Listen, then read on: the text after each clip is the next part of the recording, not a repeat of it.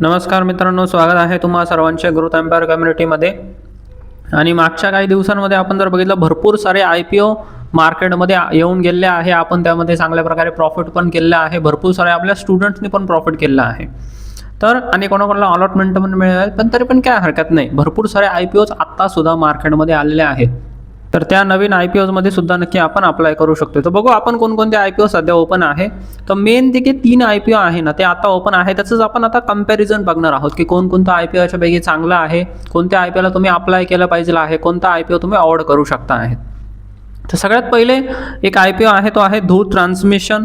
तो जो काय IPO 10 ऑगस्टला आता चालू झाला आहे आणि 12 ऑगस्टला बंद होणार आहे. मोलबिओचा पण IPO सेम आहे. 12 ऑगस्टला IPO क्लोज होणार आहे. आणि मिल्की मिस्ट नावाचा जो काही IPO एक नवीन, तो सुद्धा आज ओपन झालेला आहे आणि तो 13 ऑगस्टला इथं ओपन होणार आहे. तर आजच्या व्हिडिओमध्ये आपण हे जाणून घेऊ, या तिन्ही IPOचं आपण एक कंपॅरिझन करणार आहोत. काय काय बिझनेस करतात, काय यांचे महत्त्वाचे फायनान्शियल रेशोज आहेत आणि कोणत्या IPOमध्ये तुम्हाला सगळ्यात जास्त प्रॉफिट होऊ शकतो आहे. तर ज्यांना पण फक्त एका लॉटने अप्लाय करायचं आहे, त्यांनी नेमकं कोणत्या IPOला अप्लाय केलं पाहिजे आहे, आणि ज्यांच्याकडे पण जास्त पैसे आहे ते बाकीच्या IPOला अप्लाय करू शकताय, कारण त्याच्यामध्ये काय किती प्रॉफिट होऊ शकतो आहे, या सर्व गोष्टींबद्दल आपण आजच्या या व्हिडिओमध्ये चर्चा करणार आहोत. So let's go.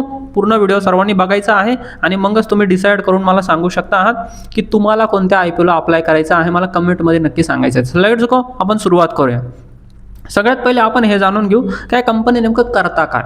तर आपण थोडक्यामध्ये इथं चर्चा करू. तो धूत ट्रान्समिशन ही जी काही कंपनी आहे ती ऑटोमोबाईल सेक्टरमध्ये स्पेशली जे पण इलेक्ट्रॉनिक व्हेकल्स आहे त्याच्यामध्ये वायरिंगचे जे काय आहे ते बनवण्याचं काम करते. ज्या महत्त्वाचे जे काही वायरिंग असतात, भरपूर सारे जे काही छोटे छोटे कॉम्पोनंट्स आहे ना इलेक्ट्रॉनिक व्हेकल्समध्ये, ते बनवण्याचं काम ही कंपनी करते.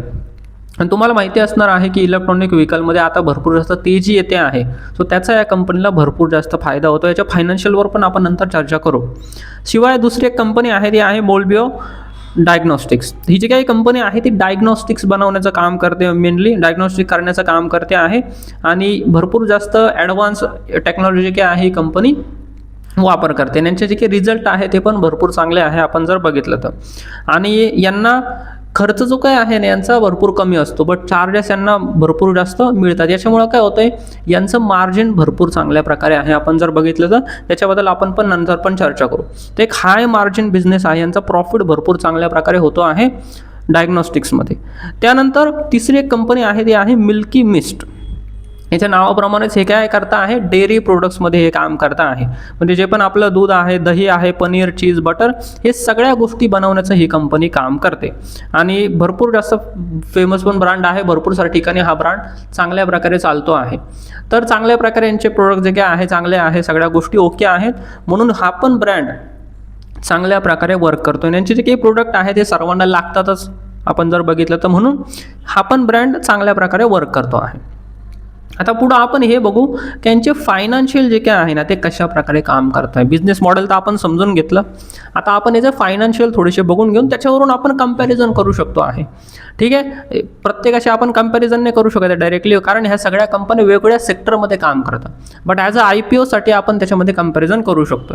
तर आपण वेगवेगळ्या प्रकारचे कॉम्पोनंट्स जाणून घेऊ.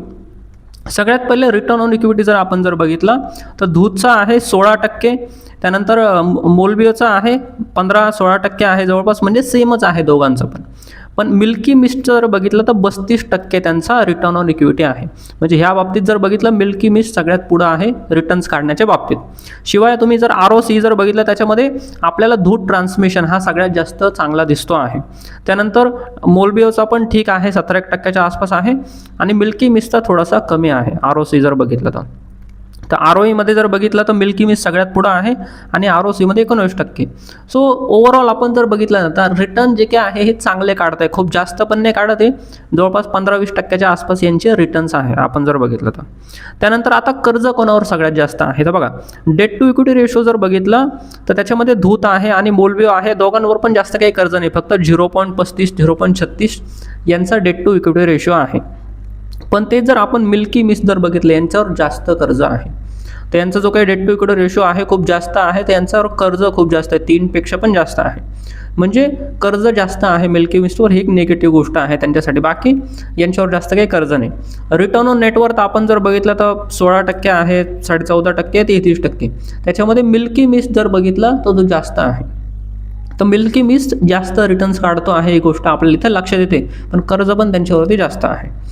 त्यानंतर पॅट मार्जिन जर बघितलं तर आपल्याला दूध ट्रान्समिशन जो काय आहे त्यांचा एक ओके आहे, पॅट मार्जिन 8-9% आहे. मोलबिओचं थोडंसं जास्त आहे, बिकॉज जसं मी सांगितलं डायग्नॉस्टिक्समध्ये यांना खर्च काही जास्त लागत नाही, पण चार्जेस यांना भरपूर चांगले मिळतात डायग्नॉस्टिक्समध्ये. तर यांचं पॅट मार्जिन भरपूर 11-12% आहे, चांगलं आहे. मिल्की मिस्ट जर बघितलं यांचं मार्जिन कमी आहे, बिकॉज ह्या बिझनेसमध्ये खूप जास्त मार्जिन नसतं, कारण भरपूर कॉम्पिटिशन पण आहे. दुधाचे जे काही प्रोडक्ट आहे भरपूर साऱ्या कंपनीज बनवत आहेत, तर कॉम्पिटिशन भरपूर आहे, त्याच्यामुळं जास्त काही इथं मार्जिन दिसत नाही आपल्याला, ही महत्त्वाची गोष्ट आहे. त्यानंतर आता एबिटा मार्जिन जर बघितलं, याच्यामध्ये दूध जे काय आहे 15% आहे, मोलबिओ जर बघितलं 22-23% आहे, म्हणजे खूप चांगलं यांचं एबिटा मार्जिन आहे. आणि मिल्की मिस्ट जर बघितलं तर 13%. सो मार्जिनच्या बाबतीत जर बघितलं ना तर मोलबिओ सगळ्यात जास्त आपल्याला ॲडव्हान्टेज देतो आहे आपण जर बघितलं. त्यानंतर आता व्हॅल्युएशन आपण बघू. रिटर्नचं आपण बघितलं, व्हॅल्युएशन आपण जर बघितलं तर PB रेशो जर बघितला तर तो दूधचा 5.82% आहे, म्हणजे ओव्हर व्हॅल्यूड आहे थोडासा. मोलबिओचा पण थोडासा ओव्हर व्हॅल्यूड आहे, आणि मिल्की मिस्टचा त्याच्यापेक्षा पण जास्त ओव्हर व्हॅल्यूड आहे. तर हे जे काही शेअर्स आहे ते ओव्हर व्हॅल्यूड तर आहे, बट ठीक आहे त्यांचे रिटर्न्स पण तसे आहेत. सगळ्यात जास्त ओव्हर व्हॅल्यूड आहे मिल्की मिस्ट, सगळ्यात जास्त ओव्हर व्हॅल्यूड आहे. आणि पी रेशो आपण जर बघितलं त्या बाबतीत दूधचा पी रेशो आहे इथं 45चा, मोलबिओचा आहे 56चा, आणि मिल्की मिस्टचा आहे 84चा. या बाबतीत जर बघितलं ना तर दूध आणि मोलबिओ हे दोन्ही आपण जर बघितले तर थोडंसं जास्त व्हॅल्युएशनमध्ये येतं आहे, पण मिल्की मिस्ट जर बघितलं हे खूप जास्त व्हॅल्युएशनमध्ये येतं आहे. PB रेशो पण जर बघितला, पी रेशो पण, दोन्ही पण जर आपण बघितले तर खूप जास्त व्हॅल्युएशनने तुम्हाला शेअर्स मिळणार आहे मिल्की मिस्टमध्ये. दूध आणि मोलबिओचं पण व्हॅल्युएशन थोडंसं जास्त आहे, बट खूप जास्त नाही आहे. त्या सगळ्या गोष्टी बघितल्यानंतर आता तुम्ही मला सांगायचं आहे तुम्हाला कोणत्या IPOला अप्लाय करण्याची इच्छा आहे, तुमचं काय म्हणणं आहे, तुम्हाला काय वाटतं या सगळ्या गोष्टी बघितल्यानंतर कोणता IPO तुम्हाला बेस्ट वाटतो आहे. याच्यामधून आता मी पण तुम्हाला काही गोष्टी सांगतो का माझं नेमकं काय म्हणणं आहे. तर बघा, सगळ्यात पहिले आपला IPO आहे दूध ट्रान्समिशन. हा माझा सगळ्यात फेवरेट IPO आहे, कारण याच्यामध्ये GMP पण सगळ्यात जास्त चालू आहे. सध्या याच्यामध्ये GMP 25-30% आसपास चालू आहे. तर मी सांगेल बघा, ज्यांना पण एका IPOला म्हणजे फक्त एकाच लॉटने तुम्हाला अप्लाय करता येईल, तुमच्याकडे फक्त 15,000 रुपये आहेत, एकच लॉटने तुम्ही कोणत्या तरी एका IPOला अप्लाय करू शकताय, तर तुमचं सगळ्यात मोठी प्रायोरिटी आहे दूध ट्रान्समिशन. या IPOला तुम्ही अप्लाय करू शकताय, पहिली गोष्ट. त्यानंतर ज्यांच्याकडे पण 2 लॉटसाठी पैसे, म्हणजे 2 IPOला तुम्ही जर अप्लाय करू शकता आहात, तर मग तुम्ही मोलबिओ डायग्नोस्टिक्स हे 2 नंबरला आहे माझी प्रायोरिटी. ठीक आहे, तर मोलबिओ डायग्नोस्टिक्सला तुम्ही अप्लाय करू शकता. याच्यामध्ये 14-15% जवळपास GMP चालू आहे.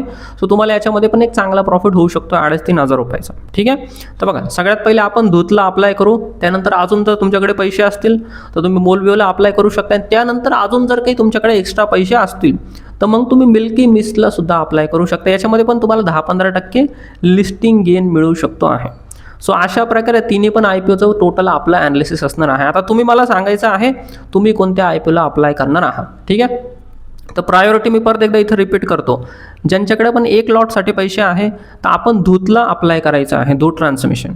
त्यानंतर ज्यांना पण 2 लॉटसाठी जर पैसे असेल तर मोलबिओ डायग्नोस्टिक्सला पण तुम्ही नक्की अप्लाय करू शकता. तुमच्याकडे जर 2 लॉटचे पैसे असेल तर नक्की तुम्ही अप्लाय करायचं आहे, कारण पैसे कमावण्याचा एक चांगला चान्स आपल्याला मिळतो आहे. ठीक आहे, तुमच्याकडे जर पैसे असतील अरेंजमेंट करून थोडंसं तुम्ही दोन्ही पण आपल्याला IPOला करू शकताय. आणि ज्यांना पण 3 IPOला अप्लाय करायचं आहे, तुमच्याकडे जर 3 IPOचे जर पैसे असतील तर तुम्ही मिल्की मिस्टला पण नक्की अप्लाय करू शकताय. भले ही कंपनी थोडीशी ओव्हर व्हॅल्यूड आहे, बट तरी पण लिस्टिंग गेन्स तुम्हाला मिळून जाईल याच्यामध्ये. तर तिन्ही पण IPOमध्ये प्रॉफिटच होणार आहे.